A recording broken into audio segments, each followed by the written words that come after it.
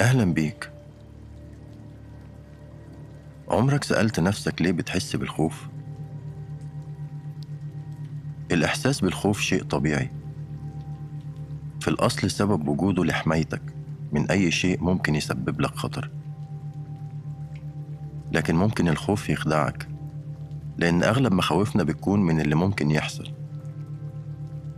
مثلا إنك تخاف ما تنجحش، أو تخاف من الرفض أو من النقد، حتى من قبل ما تخوض التجربة. لما الخوف بيسيطر ما بتاخدش خطوات لقدام، بتبطل تكون طموح وبتبطل تحلم. بيخليك مبسوط بوجودك في مكان الراحة،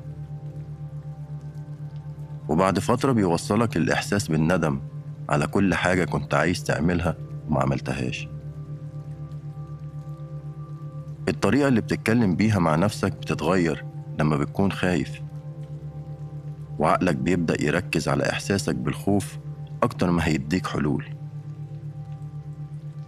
ومش هيفكرك إنك عديت بظروف صعبة قبل كده ونجحت في إنك تخرج منها بسلام. وبدل ما هتسمع صوتك بيقولك جرب ولو فشلت هتبقى اتعلمت، هيبتدي يقولك لو فشلت انت ضعت. عشان تقدر تتعامل مع إحساس الخوف لازم تفهم إن أول حاجة لازم تعملها مش إنك تحاول تهرب منه. يعني لازم تتكلم مع نفسك وتسأل نفسك أنت خايف من إيه؟ وتخيل إن اللي خايف منه بيحصل، وشوف هل هو موقف وهيعدي ولا موقف وهتموت بعديه. وغالبا هتكتشف إن إحساس الخوف دايما بيكون مبالغ فيه ومش حقيقي. مهم جدا تعرف إزاي تتعامل مع إحساس الخوف وتقدر تكمل مشوارك حتى وهو موجود معاك. ولما يقولك إنك هتفشل وحياتك هتبوظ، قول لنفسك طب لو نجحت إيه اللي هيتغير؟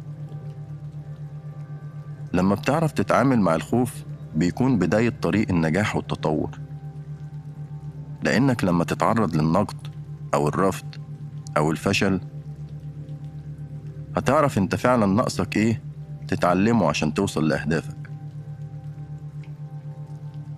وافتكر إن وجع الخوف المؤقت أحسن كتير من ندم باقي حياتك على حاجة كان ممكن تعملها وما عملتهاش. دلوقتي غمض عينك وتنفس بعمق وبطء. اتنفس تاني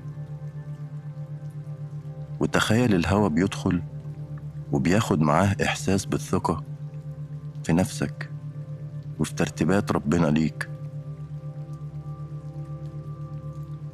سيب الهواء يخرج ومعاه أي خوف أو شك معطلينك.